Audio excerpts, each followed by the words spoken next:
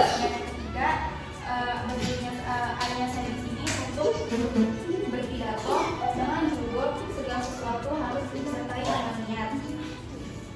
Teman-teman yang dirahmati oleh Allah, Rasulullah SAW bersabda dalam hadisnya yang berbunyi, "Innamal a'malu binniyat wa innamal likulli imri'in ma nawa." Yang artinya, sesungguhnya segala amal itu tergantung pada niatnya dan seseorang akan mendapatkan sesuatu dengan apa yang diniatkannya. Hadis riwayat Bukhari dan Muslim. Nah, hadis ini menjadi dasar penting dalam Islam bahwa niat adalah penentu dalam nilai amal. Dua orang bisa melakukan perbuatan yang sama, tapi pahalanya sangat berbeda karena niat yang membedakannya. Contohnya, seseorang bekerja mencari nafkah.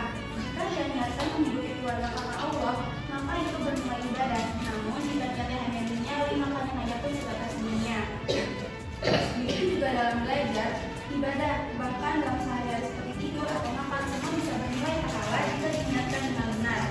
Maka, Islam mengajarkan kita untuk meluruskan niat sebelum bertindak agar hidup kita tidak sia-sia di sisi Allah.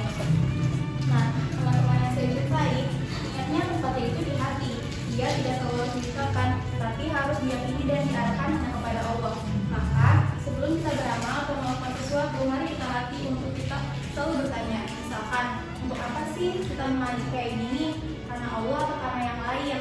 Nah, dengan niat yang benar, insya Allah hidup kita akan lebih berkah, akan diterima, dan langkah kita menjadi lebih benar. Nah, jadi kesimpulannya adalah jika kita ingin melakukan segala perbuatan, kita harus selalu disertai dengan niat agar istiadat kita itu selalu berkahi dengan Allah. Nah, kalian pernah tahu nggak kalau misalkan kalian ini mau tidur? Nah, sebelum tidur kalian itu berniat mau sholat tahajud, tapi ternyata kalian itu nggak bangun kalau kalian dibangunin dan pasang alarm. Nah, nanti niat kalian tidak terlaksana itu akan masuk ke dalam pahala. Nah, demikian sama singkat yang bisa saya sampaikan. Selanjutnya, kalau misalkan juga kita ingin beramal atau bersedekah, jika kita ingin bersedekah atau beramal itu karena ingin dilihat oleh orang lain, nah mungkin pahala sedekah kalian itu tidak akan diterima oleh Allah karena itu termasuknya riya. Tapi jika kalian bersedekah karena ingin berjuang di jalan Allah, maka akan diganti amal kalian oleh pahala yang Allah berikan. Selanjutnya,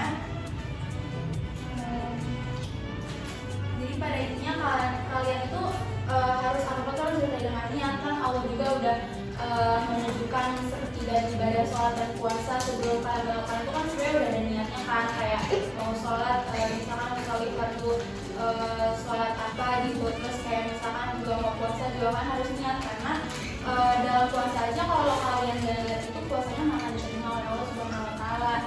Nah itu saja yang dapat saya sampaikan. Terima kasih untuk segala waktunya. Semoga kita semua menjadi hamba Allah yang selalu meluruskannya dalam segala hal dan Allah menerima amal-amal kita. Terima kasih. Wassalamualaikum warahmatullahi wabarakatuh.